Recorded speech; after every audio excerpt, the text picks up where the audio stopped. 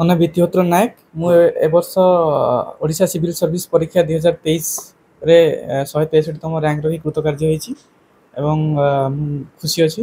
ଆଉ ଏଇଟା ମୋର ଚତୁର୍ଥ ପ୍ରୟାସ ଥିଲା। ଆଗକୁ ସରକାରଙ୍କ ଦ୍ୱାରା ଯାହା ବି ମୋତେ ଯେଉଁ ସେବା ମିଳିବ ମୁଁ କରିବି, ଆଉ ସଫଳତାକୁ ତୁଲାଇବା ପାଇଁ ମୁଁ ଚେଷ୍ଟା କରିବି। ଦେଖନ୍ତୁ, ପ୍ରଥମେ ତ ମୁଁ ମୋର ପୋଷ୍ଟ ଗ୍ରାଜୁଏସନ୍ ପରେ ମୁଁ ଏଇ ପରୀକ୍ଷା ପାଇଁ ପ୍ରିପାରେସନ୍ ଆରମ୍ଭ କରିଥିଲି। ଆଉ ପାଖାପାଖି ମୋର ଏଇଟା ଚତୁର୍ଥ ଥର ପ୍ରୟାସ ଥିଲା। ଆଉ ମୁଁ ମଧ୍ୟ 2022 ମସିହାରେ ଯେଉଁ OPSCର ଜିଓଲୋଜିଷ୍ଟ ପରୀକ୍ଷା ହେଇଥିଲା ସେଥିରେ ମଧ୍ୟ କୃତକାର୍ଯ୍ୟ ହେଇକି ମୁଁ ଏବେ ଅଲରେଡ଼ି ସର୍ଭିସରେ ଅଛି। 2 ବର୍ଷ ହେଲା ଜିଓଲୋଜିଷ୍ଟ ଭାବରେ କାର୍ଯ୍ୟରତ ଅଛି।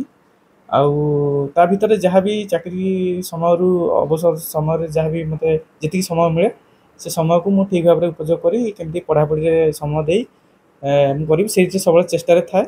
ଏବଂ ମୁଁ ଖୁସି ଅଛି ଯେ ସେଇ ଯେଉଁ ବି ସମୟ ମୋତେ ମିଳିଛି ତା ଭିତରେ ମୁଁ କରିକି ଆଜି ସଫଳତା ପାଇଛି, ମୋତେ ଖୁସି ଅଛି। ନିଶ୍ଚିତ ଭାବରେ ଏଇଟା ଗୋଟେ ଖୁସିର କଥା ସମସ୍ତଙ୍କ ପାଇଁ। ବ୍ୟକ୍ତିଗତ ଭାବରେ ଯିଏ ଜଣେ ଚାକିରି ପାଇଯାଉଛି, ସେ ଯେଉଁ ଚାକିରି ପାଉ ତା ପାଇଁ ଯେତେବେଳେ ଗୋଟେ ମିଳିଯାଉଛି ତାର ଗୁଜୁରାଣ ମେଣ୍ଟିବା ପାଇଁ ଗୋଟେ ମାଧ୍ୟମ, ସମସ୍ତଙ୍କ ପାଇଁ ଏଇଟା ଖୁସି ଦେବ ଆପଣଙ୍କୁ ଏବଂ ସମାଜରେ ବି ଏଇଟା ଗୋଟେ ଖୁସିର ଲହରୀ ଖେଳାଇ ଦେବ ନିଶ୍ଚୟ। କିନ୍ତୁ ସବୁଠୁ ବଡ଼ ଖୁସି ହେଉଛି ଏଇଆ ଯେ ସେଇମାନେ ଆଗକୁ ଯିବେ ଏବଂ ତାଙ୍କର ଉତ୍ତର ପୁରୁଷଙ୍କ ପାଇଁ ପ୍ରେରଣା ହେବେ ଏବଂ ତାଙ୍କୁ ତିଆରି କରିବେ ଯେ ସେମାନେ ବି ଆହୁରି ଆଗକୁ ବଢ଼ିବେ।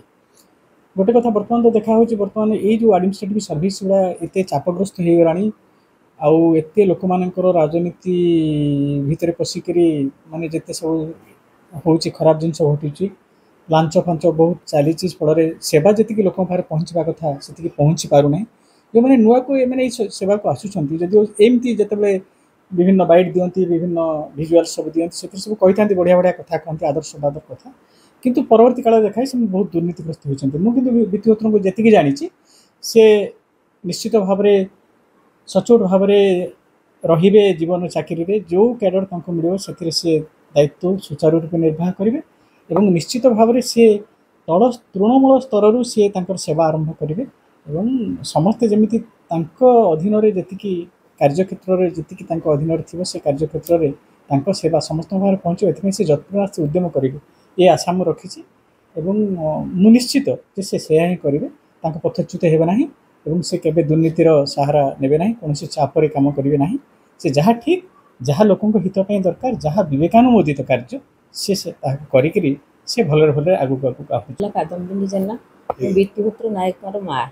ମୁଁ ମୋ ଜୀବନରେ ମୁଁ ବହୁତ ବିତ୍ତିହୋତ୍ରର ସଫଳତାରେ ମୁଁ ବହୁତ ଖୁସି ଅଛି ଏବଂ ମୁଁ ତାକୁ ଦିଗ୍ଦର୍ଶନ ଦେଉଛି ସେ ଜୀବନରେ ଯେତେ କାମ ଆସୁ ସେ କରିବ ଏବଂ ଲୋକମାନଙ୍କ ପାଇଁ ନିଜକୁ ନିୟୋଜିତ କରିବ।